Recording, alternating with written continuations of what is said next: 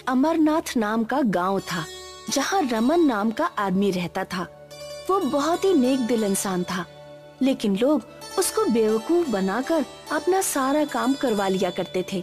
ऐसे ही एक दिन मोतीलाल, जो कि एक कंजूस सेठ था, वो रमन को बुलाकर कहता है, अरे ओ रमन, जरा इधर आ तो। जी मालिक, क्या हुआ? एक काम कर, जरा मेरा गोदाम साफ कर दे, बहुत गंदा हो गया है। मालिक, मैं तो खेत पर काम करने के लिए जा रहा था ताकि कुछ पैसे कमा सकूं। मुझे अपना गुजारा भी तो करना है ना मालिक। अरे तुझे पैसे की क्या जरूरत है?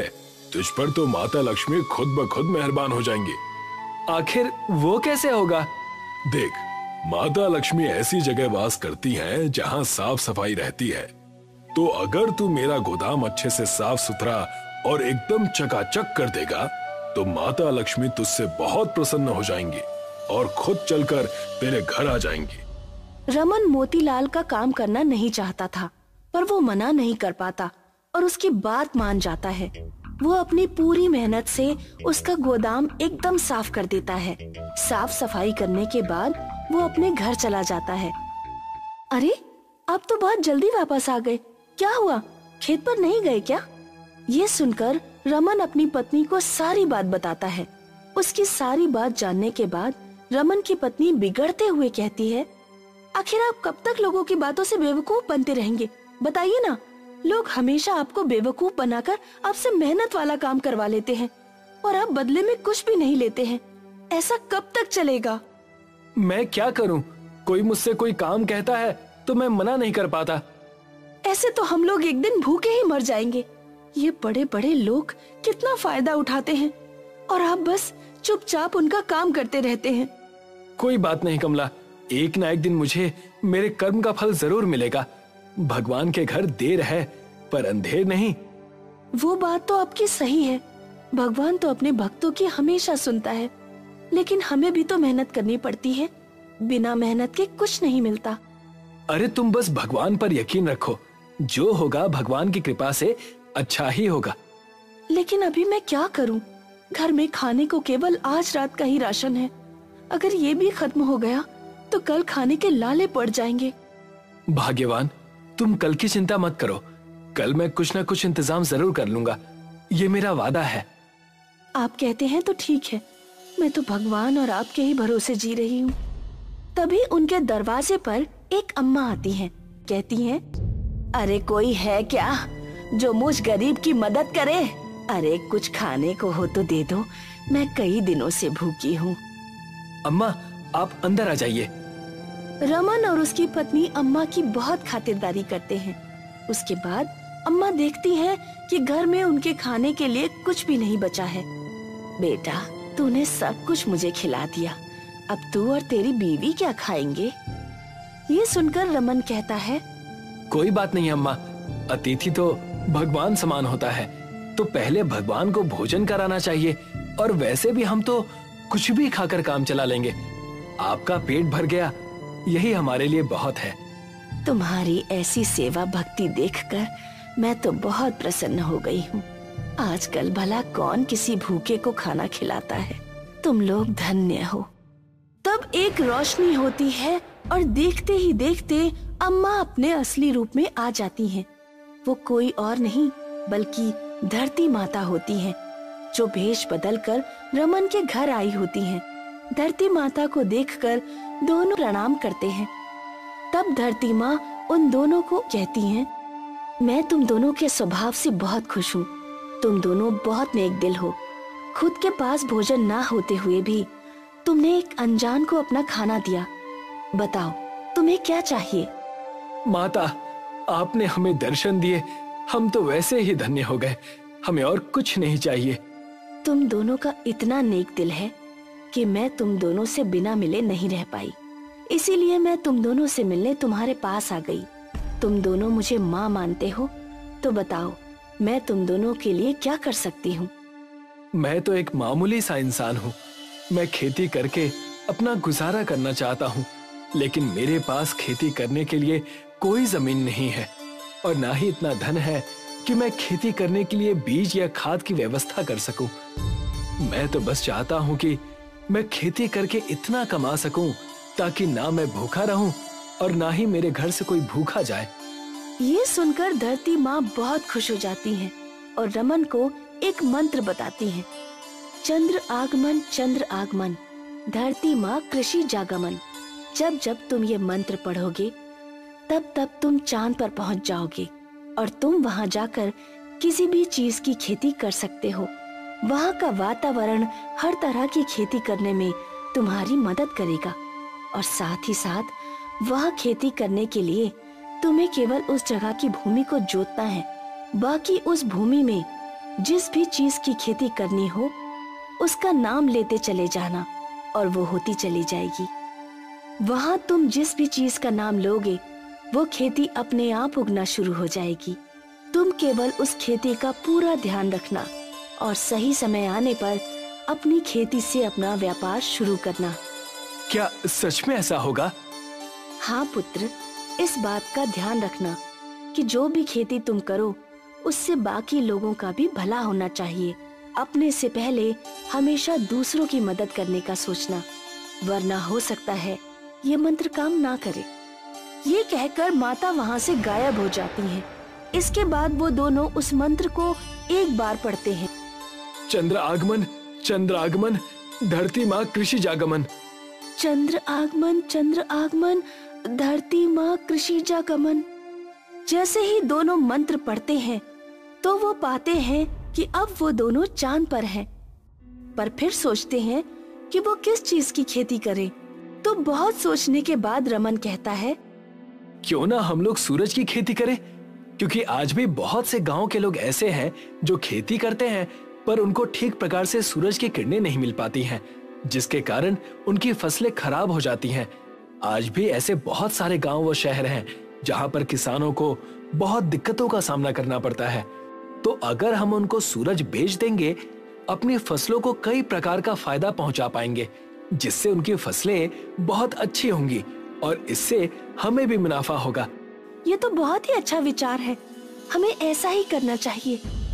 तो ये सोचकर दोनों चांद पर सूरज की खेती करना शुरू कर देते हैं और थोड़े ही दिनों में उसमें बहुत सारे सूरज दिखाई देते हैं। धरती माँ ने जैसा कहा था वैसा ही हुआ है। देखो कितने सारे सूरज निकल आए हैं। वो लोग धरती पर आ जाते हैं और पूरे गांव में सबको बता देते हैं कि जिनको भी सूरज चाहिए वो कुछ पैसों में ही सूरज खरीद सकते हैं। इस पर गांव वाले हैरान हो जाते हैं और सूरज खरीदने के लिए तैयार हो जाते हैं। रमन, मैंने सुना है तुम सूरज बेच रहे हो। भला ऐसा भी कहीं होता है क्या? दिखाओ तो जरा। हाँ, अभी दिखाता हूँ। रमन उस गांव वाले को सूरज दिखाता है तो वो हैरान रह जाता है और कहता है, अरे बाप रे, ये तो सच में छोटा सा सूरज है। अब इस गांव में किसी को भी खेती करने में कोई दिक्कत नहीं होगी। हाँ, बिल्कुल सही कहा। अब किसी को भी खेती करने में कोई दिक्कत नहीं होगी, सूरज निकले या ना निकले। रमन के घर के बाहर बहुत सारे लोगों की भीड़ इकट्ठा हो जाती है। रमन सभी लोगों को सूरज बांट रहा होता है और सभी लोग सूरज ले जाकर अपने खेतों में लगा रहे होते हैं, जिससे उनकी फसलों को अच्छी तरह से प्रकाश मिल रहा होता है। उनकी फसलें अच्छी होने लगती हैं। हमने तो कभी नहीं सोचा था कि रमन इतना समझदारी वाला काम कर सकता है। रमन ने तो हम सबको भौचक्का कर दिया। इधर रमन काफी मशहूर और अमीर हो जाता है। उसके पास बहुत सारा धन होता है। अब ये सब मोतीलाल को भी पता चलता है। मोतीलाल ये सब देखकर बहुत जलने लगता है। ये 2 कौड़ी के रमन ने ऐसा कौन सा काम किया है जो इतना मशहूर और अमीर हो गया? इसके यहाँ किसी को भेजकर पता लगाना होगा। वो अपने एक आदमी को रमन के यहाँ नौकरी पर लगवा देता है। उसका आदमी देखता है कि रमन कैसे एक मंत्र पढ़ के चांद पर चला जाता है और वहाँ बहुत सारे सूरज लेकर वापस आ जाता है। मोतीलाल ये सब देख के समझ जाता है कि ये सब एक मंत्र के कारण हो रहा है। अगर ये मंत्र मुझे पता चल जाए तो मैं भी चांद पर जाकर सूरज की खेती के साथ और अनेक खेती कर सकूंगा, जिसके बाद मैं रमन से कहीं ज्यादा मुनाफा कमा सकूंगा। और बहुत अमीर हो जाऊंगा। इस 2 कौड़ी के रमन को कोई हक नहीं है इतना अमीर होने का। मोतीलाल ये सब सोच करके रमन के घर के बाहर चुपचाप देख रहा होता है कि रमन कौन सा मंत्र पढ़ रहा है। देर रात रमन एक बार फिर मंत्र पढ़कर चांद पर जाता है, लेकिन इस बार ये मंत्र मोतीलाल भी सुन लेता है। अच्छा, तो एक मंत्र के चलते इतना उड़ रहा है रमन। अब मैं भी चांद पर जाऊंगा और इससे ज्यादा मशहूर और अमीर होकर दिखाऊंगा। मोतीलाल वही मंत्र पढ़ता है जिससे वो भी चांद पर पहुंच जाता है और वो देखता है कि उसके आसपास बहुत सारे सूरज की खेती हो रही है। अब मैं हीरे की खेती करूंगा और रमन से कहीं ज्यादा अमीर बन जाऊंगा। मोतीलाल एक अलग सी जगह ढूंढता है। उस जगह जाकर वो हीरे की खेती करना शुरू कर देता है। फिर आखिरकार कई दिनों की मेहनत के बाद वहाँ पर हीरों का खेत बहुत बढ़िया हो जाता है। अपने हीरों की फसल को लहलहाता देखकर मोतीलाल मन ही मन बहुत खुश हो रहा होता है। अरे वाह, अब तो मेरे पास हीरो का खेत हो गया। अब देखो मैं कितना अमीर हो गया। मैं दुनिया में जो चाहूँ वो खरीद सकता हूँ। चलो अब धरती पर चलकर इसे लोगों को बेचने के लिए कहीं घूमता हूँ। इतना कहकर मोतीलाल वो मंत्र पढ़ता है, पर वो मंत्र कुछ भी काम नहीं करता। ये देख के मोतीलाल बहुत डर जाता है। अरे ये क्या हो रहा है? ये मंत्र काम क्यों नहीं कर रहा है? ऐसे तो मैं यहीं चांद पर फंसा रह जाऊंगा। चांद पर मोतीलाल को सबक मिल चुका था कि आधी अधूरी जानकारी कितनी खतरनाक हो सकती है, लेकिन अब वो कर भी क्या सकता था। वो रोने लगता है। तभी अचानक से चांद पर धरती माता को देख के मोतीलाल उनके पैरों में गिर जाता है। तब धरती माँ उससे कहती हैं, ये तुम्हारा लालच है जिसने तुम्हें यहाँ चांद पर फंसा दिया है। अगर तुमने लालच नहीं किया होता तो तुम अभी आराम से अपने घर पर बैठे होते। माता, मुझे क्षमा कर दीजिए। मुझे नहीं पता था कि मेरा लालच मुझे यहाँ पर लाकर फंसा देगा, और मैं आज के बाद कभी भी लालच नहीं करूँगा। हमेशा लोगों की मदद करूँगा। धरती माँ उसकी बातों को मान लेती हैं और उसे माफ कर देती हैं। वो उसे धरती पर वापस ले आती हैं। मोतीलाल रमन के पास जाकर अपने किए की माफी मांगता है। रमन उसे माफ कर देता है। उसके बाद दोनों मिलकर गरीब लोगों के लिए खेती करना आसान बनाने की कोशिश करने लगते हैं। उनके गांव का बहुत अच्छे से विकास होने लगता है और अमरनाथ धीरे धीरे बहुत प्रसिद्ध हो जाता है। सीताराम गांव में आलू टिक्की और गोलगप्पे बेचता था। उसकी आलू टिक्की और गोलगप्पे दूर दूर तक फेमस थे। आइए आइए, गरम गरम आलू टिक्की और ठंडे ठंडे गोलगप्पों का मजा लीजिए। आइए आइए। सीताराम के 2 बेटे थे, मालू और चमन। मालू जहाँ मेहनती और ईमानदार था, वही चमन आलसी और चालाक था। मालू और चमन, बाजार चले जाओ। आलू की बोरी और बतासे खरीद कर ले आना। पिताजी, आज मेरा पेट ठीक नहीं है। पेट में बहुत दर्द हो रहा है। मालू, तू बाजार जा और सामान खरीद कर ले आ। कुछ साल बाद जब सीताराम बूढ़ा और बीमार हो गया तो कारोबार के बंटवारे की बात आई। सीताराम ने आलू टिक्की का कारोबार मालू को सौंप दिया और गोलगप्पे का कारोबार चमन को सौंप दिया। मालू और चमन, मेरे लिए तुम दोनों एक समान हो, इसलिए मैंने कारोबार के बंटवारे में कोई भेदभाव नहीं किया है। तुम दोनों अपना अपना कारोबार खूब मन लगा कर करना। मेरी इच्छा है बेटों कि मैं तुम दोनों की शादी एक साथ एक मंडप में ही करूं। जैसी आपकी आज्ञा पिताजी। दोनों बेटों मालू और चमन की शादी तय कर दी गई।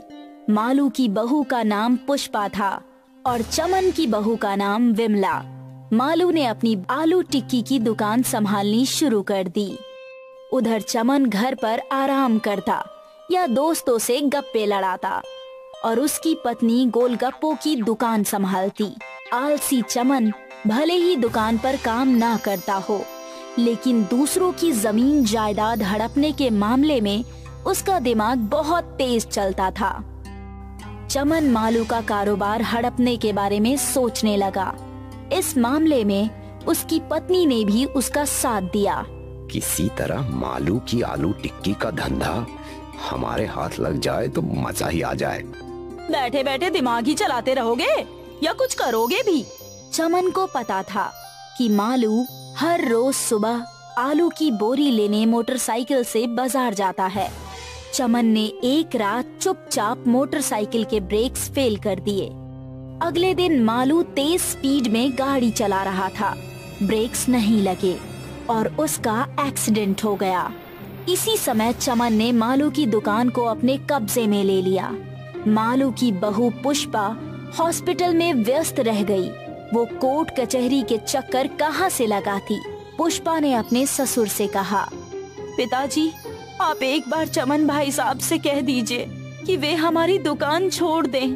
मैं हॉस्पिटल में अपने पति को संभालूं या चमन भाई साहब पर केस ठोककर कोर्ट कचहरी के चक्कर लगाऊं। मालू के इलाज के लिए डॉक्टर ने 1 लाख रुपए मांगे हैं। मैं उनका इंतजाम नहीं कर पा रही हूँ। चमन मेरी एक नहीं सुनता बेटी। मैंने उसे बहुत समझाया पर वो मेरे हाथ से निकल चुका है। लेकिन उसे अपने बुरे कर्मों का फल कभी न कभी जरूर चुकाना होगा। तो पिताजी, मैं तो इस तरह सड़क पर आ जाऊंगी। आज चमन भाई साहब ने दुकान छीनी है, कल वो हमारा घर भी छीन लेंगे। दरवाजा बंद करो बहू, मैं तुम्हें एक गुप्त जानकारी देना चाहता हूँ। बहू ने दरवाजा बंद किया। तब सीताराम ने उससे कहा, मेरे पास एक 5 बीघे का खेत है। ये खेत मैंने ऐसे ही समय के लिए बचा कर रखा था। मैंने अपनी वसीयत में वो 5 बीघा खेत तुम्हारे नाम कर दिया है। तुम चाहो तो वहीं पर झोपड़ी डालकर भी रह सकती हो। सीताराम ने पुष्पा बहू को खेत का पता बता दिया। ये एक गोभी का खेत था। चमन को कुछ पता ना लगे, इसलिए पुष्पा चुपचाप ही कुछ सामान लेकर खेत पर चली गई। पुष्पा बहुत मेहनत से गोभी की फसल उगाने लगी। बाकी समय हॉस्पिटल में जाकर अपने पति की देखभाल करती। वैसे तो पुष्पा के खेत की गोभी शहर की मंडी में जाती थी और फिर लोगों के पास जाती थी, लेकिन धीरे धीरे शहर से लोग सीधे गोभी लेने पुष्पा के पास आने लगे। बहन जी, आपके खेत की गोभी बहुत स्वादिष्ट बनती है। मुझे 5 किलो गोभी दे दीजिए। 10 किलो गोभी मुझे भी चाहिए और 10 किलो कल लेने आऊंगा। तैयार रखिएगा। शहर से आए लोगों की वजह से पुष्पा की अच्छी कमाई होने लगी। अगर इसी तरह कमाई होती रही तो मैं 1 लाख रुपए इकट्ठे कर लूंगी, फिर मेरे पति का इलाज हो जाएगा। एक दिन पुष्पा जब सुबह सुबह अपने खेत पर गई तो वहाँ एक विशाल राक्षस मौजूद था। मैं चंद्रमा से आया हूँ। सुना है तुम्हारी गोभी बहुत स्वादिष्ट होती है। तुम मुझे और मेरे भाइयों को गोभी बनाकर खिलाओ। मेरे पास तुम्हें गोभी बनाकर खिलाने का टाइम नहीं है, यहाँ से चले जाओ। मैं जो ऑर्डर देता हूँ उसे पूरा करना होता है। राक्षस ने पुष्पा के खेत की 10 किलो गोभी और पुष्पा को उठाया और उड़ाकर चंद्रमा पर ले गया। पुष्पा ने देखा चंद्रमा पर और भी राक्षस मौजूद है। जल्दी से गोभी की सब्जी और पूड़ियाँ बनाओ। जितनी जल्दी अपना काम खत्म कर लोगी उतनी जल्दी मैं तुम्हें पृथ्वी पर छोड़ आऊंगा। तुम समझते क्यों नहीं? पृथ्वी पर मेरे पति बीमार हैं। ज्यादा बकबक मत करो, जल्दी से ऑर्डर पूरा करो। पुष्पा ने मजबूरी में गोभी की सब्जी और पूरियां तैयार की। राक्षसों ने खूब छक कर खाया। वाह बेटी पुष्पा, मजा आ गया। तेरी गोभी वाकई बहुत स्वादिष्ट है। हम राक्षस लोग मिलकर तुझे कुछ देना चाहते हैं। राक्षसों ने पुष्पा को एक जादुई दीवार और चांद पर जमीन का एक टुकड़ा दिया। इस दीवार में घुसकर तुम चांद पर जा सकती हो। चांद पर हमने तुम्हें जमीन दी है, तुम उस जमीन पर खेती कर सकती हो। हमारे पास ढेर सारा सोना भी है, तुम चाहो तो सोना ले जा सकती हो। पुष्पा ने सोना लेने से इनकार कर दिया। मैं सिर्फ अपनी मेहनत की कमाई खाती हूँ। राक्षस पुष्पा की ईमानदारी देखकर बहुत खुश हुए। राक्षस द्वारा दी गई दीवार का प्रयोग करके पुष्पा अपने घर लौट आई। घर आकर उसे पता लगा कि चमन ने उसके गोभी के खेत पर भी कब्जा कर लिया है। तुझे क्या लगता था पुष्पा कि तू खेत को मुझसे छुपा लेगी? मेरे कान बहुत दूर की सुन लेते हैं। जब गोभी का खेत भी छिन गया तो पुष्पा निराश नहीं हुई और ना ही कोर्ट कचहरी गई, क्योंकि उसके पास चांद पर खेत था। पुष्पा जादुई दीवार से रोजाना चांद पर जाती और खेत में गोभी उगाती। पुष्पा ने 1 लाख रुपए इकट्ठे कर लिए और अपने पति मालू का इलाज करा लिया। लेकिन किसी तरह चमन को पुष्पा की जादुई दीवार और चांद पर खेती के बारे में पता लग गया। चांद पर खेती? मैं भी चांद पर जरूर जाऊंगा और ढेर सारी जमीन पर खेती करके खूब सारे पैसे कमाऊंगा। एक रात जब पुष्पा के घर पर सब लोग सो रहे थे तो चमन पुष्पा के कमरे में घुस गया और जादुई दीवार से चांद पर पहुंच गया। उस समय सारे राक्षस सो रहे थे और राक्षसों के पास ढेर सारा सोना पड़ा हुआ था। सोने को देखकर चमन के मन में लालच आ गया। उसने बोरियों में सोना भरा और ले जाने लगा, लेकिन तभी राक्षसों का सरदार जाग गया। अरे भाइयों उठो, ये आदमी हमारा सोना चुराने आया है। मुझे माफ कर दो, मैं ये सोना यहीं रख देता हूँ। तुझे माफी नहीं मिलेगी। तूने पुष्पा पर खूब अत्याचार किए हैं। मैं तुझे कुत्ता बना दूंगा। राक्षसों ने चमन को एक कुत्ता बना दिया और पृथ्वी पर छोड़ दिया। चमन कुत्ते के रूप में जब घर पहुंचा तो उसकी बीवी ने उसे डंडा मारकर घर से बाहर भगा दिया। किशनगंज नाम के एक गांव में महेश कुर्ता और कपड़े बेचने का काम किया करता था। महेश अपने परिवार के साथ किशनगंज में एक दुकान चलाया करता था और उसी दुकान में रहा भी करता था। महेश के दुकान के आसपास कपड़े के बहुत सारे दुकान हो गए थे। लोग शहर से कुर्ता पजामा बनाना सीखकर किशनगंज में आ रहे थे। ज्यादा दुकानें होने की वजह से महेश का कुर्ता का दुकान बिल्कुल भी नहीं चलता, बल्कि महेश ईमानदार और सच्चा इंसान था। इस वजह से वो परेशान रहता। देखा भाग्यवान, आज भी हमारा पूरे दिन में एक भी व्यापार नहीं हुआ। तो क्या हुआ जी, कल से आप थोड़ा बहुत डिस्काउंट दे देना, दुकान अपने आप चलने लगेगी। 50% डिस्काउंट तो पहले से है, अब क्या फ्री में बेचूं?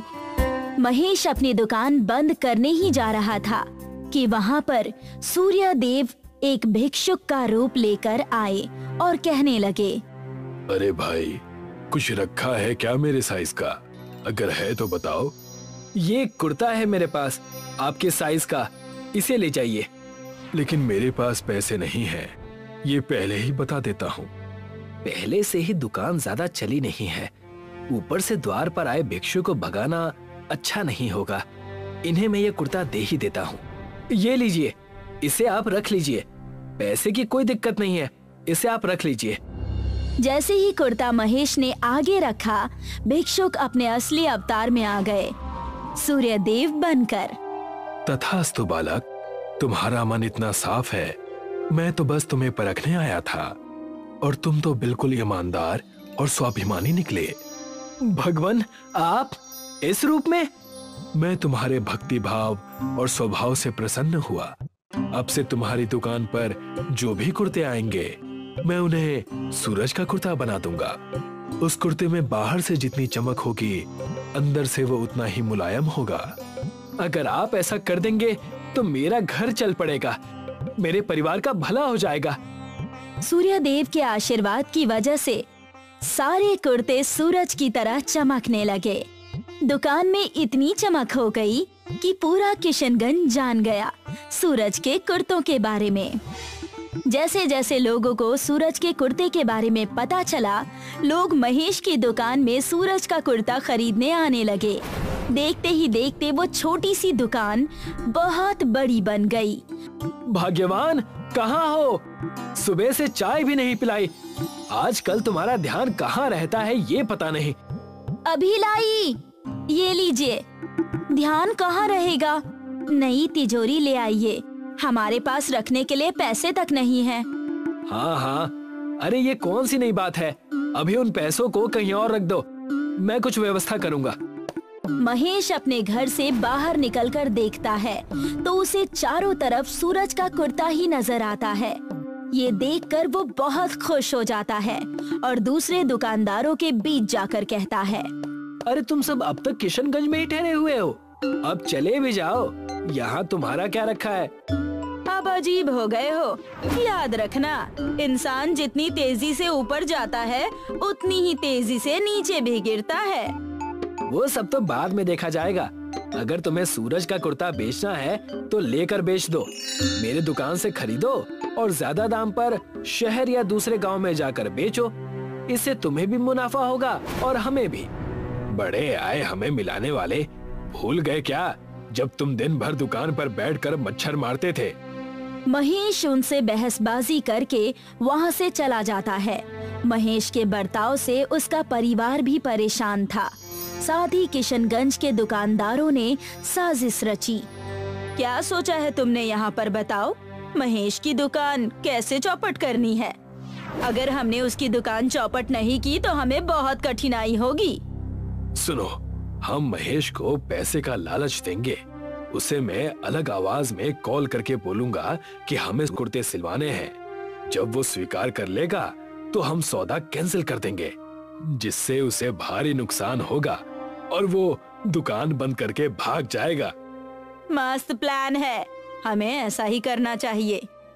अन्य दुकान वाले साजिश रच ही रहे थे कि महेश सूर्य देव के मंदिर जाकर उन्हें सुबह सुबह जल अर्पण करता था। हे सूर्य देव, आज मैं जो कुछ भी हूँ बस आपकी कृपा है। तभी महेश को उस कपटी दुकानदार का कॉल आता है। हमें सूरज के कुर्ते बनवाने हैं जो बाहर से असली चमकदार हो, आग की तरह, और अंदर से मखमली मखमली। जल्दी से जल्दी सौदा कर दो। ये भी कोई बोलने की बात है? सौदा आपका तय रहा, आपको हर कुर्ते जल्दी ही मिल जाएंगे। महेश सूरज के कुर्ते को बनाने की तैयारी करने लगा। अरे भाग्यवान, सुनती हो? हमारे दिन और भी अच्छे होने वाले हैं। सूरज के कुर्ते का सौदा मिला है। अगर मैंने ये करके दे दिया ना तो सूर्य देव का छोटा सा मंदिर बनवाऊंगा मैं। अरे ये क्या, आपने तो मन्नत मांग ली। मैंने ये मन्नत बहुत पहले ही मांगी थी और अब ऐसा लग रहा है कि ये साकार हो जाएगा। महेश बाजार से थोड़े पैसे उठाकर सूरज का कुर्ता बनाना शुरू कर देता है। सूर्य देव के आशीर्वाद से सारे कुर्ते सूरज की तरह चमकदार बन जाते हैं और तैयार हो जाते हैं। मालिक, आपका सौदा पूरा कर दिया है। आप गाड़ी भिजवाकर सारे सूरज के कुर्ते ले जा सकते हैं। जैसे ही महेश ने कॉल लगाकर ये कहा, महेश के दुकान में अन्य दुकानदार आ गए और कहने लगे, अब आया ना मजा, ये हुई ना बात। मैं कुछ समझा नहीं, कहना क्या चाहते हैं आप सब? वो सौदा करने वाला कोई और नहीं, मैं ही था। मैंने ही तुम्हें गुमराह किया और तुमसे उस सौदे की बात की ताकि तुम्हारी दुकान ठप हो जाए। लेकिन तुम सबने ऐसा क्यों किया? मैंने तुम्हारा क्या बिगाड़ा था? अन्य कपटी दुकानदार महेश के सूरज के कुर्ते को पहनकर देखने लगे और कहने लगे, अब तुम क्या करोगे? इन सूरज के कुर्ते के पैसे कैसे चुकाओगे? जैसे ही दुकान वालों ने महेश को ठगना चाहा, वहाँ पर सूर्य देव फिर से भिक्षुक के रूप में आ गए और कहने लगे, ये सूरज का कुर्ता मैं खरीदूंगा, वो भी 2 गुनी दाम में। अरे तुम वही भिक्षु हो ना जिसे मैंने अपनी दुकान से भगाया था? हाँ, ये मेरे दुकान पर भी आए थे, मैंने भी इन्हें निकाल दिया था। महेश भिक्षुक को देखकर उनके पैरों में गिर गया और कहने लगा, हे सूर्यदेव, आपके यहाँ दोबारा आने से मेरे भाग्य खुल गए हैं। इस संकट से मैं कैसे पार पाऊं प्रभु। अन्य दुकानदार उस भिक्षुक को देख ही रहे थे कि भिक्षुक ने सूर्य देव का अवतार ले लिया और कहने लगे, दूसरों को परेशान कर तुम्हें तसल्ली मिलती है ना? मैं तुम्हें बताऊंगा कि असली जलन होती क्या है। ऊपर से तुमने पहना भी सूरज का कुर्ता ही है। जैसे ही सूर्य देव ने उनकी तरफ इशारा किया, उन दुकानदारों ने सूर्य देव का कुर्ता पहना था और वो अंदर और बाहर से जलने लगे। वो चिल्लाते हुए वहाँ से भागने लगे। अरे बचाओ बचाओ, ये क्या बला पहन ली मैंने। बचाओ बचाओ, ये कैसी मुसीबत आ गई है। अब हम किसी को कभी परेशान नहीं करेंगे। भागो, बचाओ।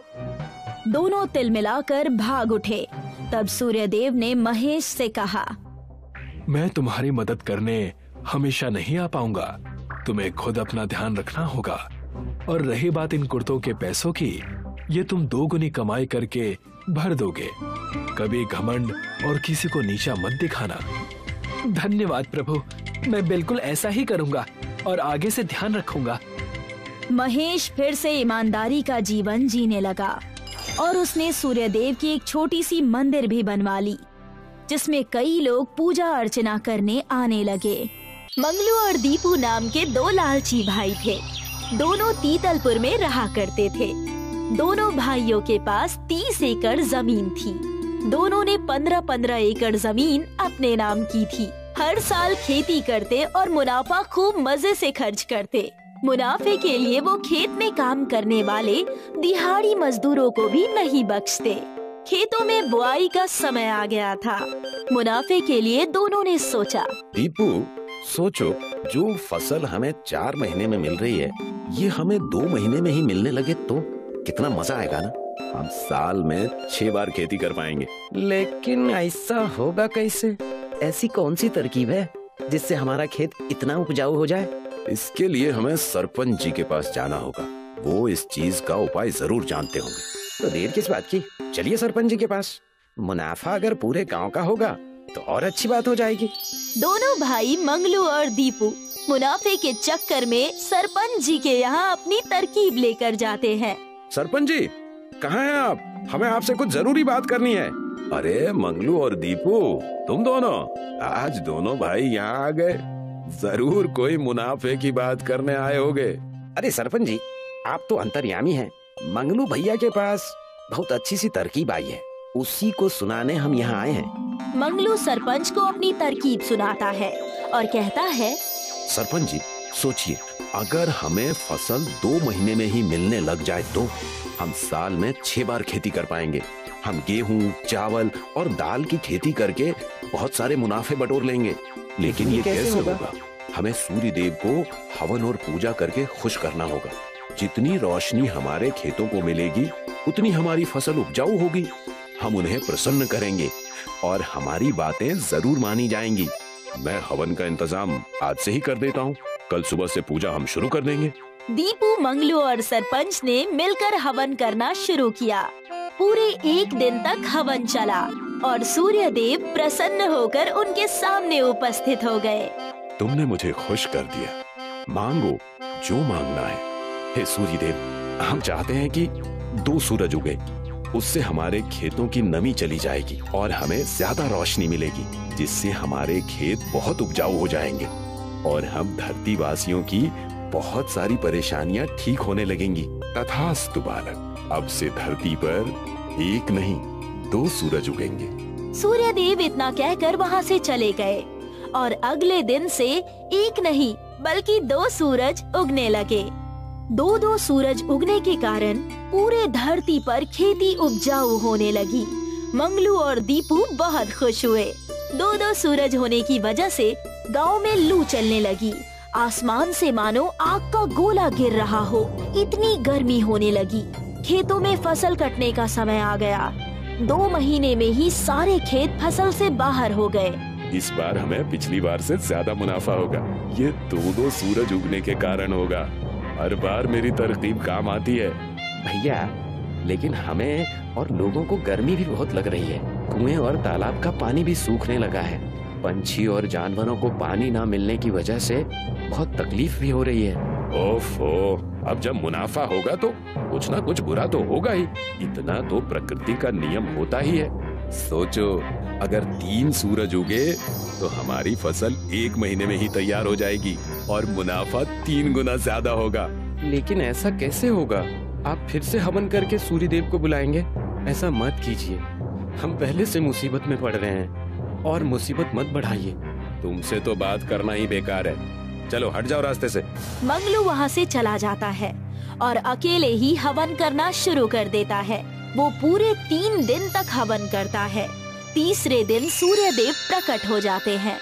तुम्हें क्या चाहिए पुत्र? मैं तुम्हारी भक्ति से खुश हो गया। मांगो जो मांगना है। क्या आप धरती पर 3 सूरज उगा देंगे? इससे हम धरती वासियों का और मुनाफा और मदद होगी। सारी परेशानी खत्म हो जाएगी। तथास्तु बालक, अब से मैं 3 बार उगूंगा। धरती लोक पर 3 सूरज नजर आएंगे। दूसरे ही दिन 3 सूरज दिखने लगता है। लोगों का गर्मी के कारण बुरा हाल हो गया। पूरे गांव वाले मंगलू और दीपू से परेशान हो गए। 3 सूरज की वजह से मानो आग की बारिश होने लगी। लोग परेशान होने लगे। नदी और तालाब का पानी सूखने लगा। सारे बर्फ पिघलने लगे। ज्यादा गर्मी होने की वजह से लोग घर पर ही रहने लगे। बाहर परिंदा भी नजर नहीं आता था। मंगलू भैया, मुझे पता है ये सब आपका ही किया धरा है।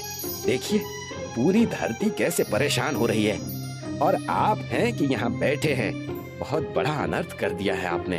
कौन सा अनर्थ? फसल का मुनाफा तुम्हें भी तो हुआ। तुम क्यों इतना चिढ़ रहे हो? अगर इतनी गर्मी रही तो हमारा पूरा खेत बंजर हो जाएगा। ज्यादा गर्मी के कारण अकाल पड़ जाएगा। इतना कहकर दीपू सरपंच जी के पास चला गया और कहने लगा, सरपंच जी, मंगलू भैया से बहुत बड़ा अनर्थ हुआ है। लोग मर जाएंगे। हमें इसका कुछ उपाय निकालना होगा, वरना पूरी धरती का सर्वनाश हो जाएगा। मंगलू को मैंने पहले ही समझाया था, फिर भी वो नहीं माना। अब हम सब गांव वालों को हवन करना होगा, तब कहीं सूर्य देव आएंगे और इसका समाधान करेंगे। सरपंच जी ने पूरे गांव को जमा किया और हवन के बारे में समझाया और कहा, हम सबको एकजुट होकर सूर्य देव को खुश करना होगा। अरे मंगलू के मुनाफे के चक्कर में हमारे जीवन का घाटा हमें नजर आ रहा है। सरपंच जी, बात बिल्कुल सही है। हमें इस चीज का नुकसान और नहीं सहना। हमारे घरों में बस एक टंकी पानी बचा है, वो खत्म हो जाए उसके पहले हमें ये सब ठीक करना है। बिल्कुल ठीक कह रही हो तुम। चलिए सरपंच जी, हवन की तैयारी करते हैं। पूरे गांव वालों ने मिलकर हवन करना शुरू कर दिया। दीपू के साथ मंगलू भी वहाँ पर आ गया। हवन शुरू होने की कुछ ही देर में सूर्य देव वहाँ पर आ गए और उन्होंने कहा, बताइए क्या परेशानी है? पूरे गांव ने मुझे पुकारा। सूर्य देव को पूरे गांव वालों ने नमन किया और सरपंच ने कहा, हमें माफ करिए गुरुवर, हमसे गलती हो गई। हम फिर से पहले जैसी धरती चाहते हैं, जहाँ सिर्फ एक ही सूर्य हो। मंगलू अभी नादान है, मुनाफे के लालच में कई चीजों का सौदा कर बैठा। अवश्य मैं ये बात स्वीकार करूंगा, लेकिन एक शर्त पर। कैसी शर्त? कैसी शर्त? अब से कोई भी ऐसा दोबारा नहीं करेगा, ना लालच में आकर, ना किसी मोह माया में फंसकर। मैं मंगलू को माफ कर दूंगा और सब पहले जैसा कर दूंगा।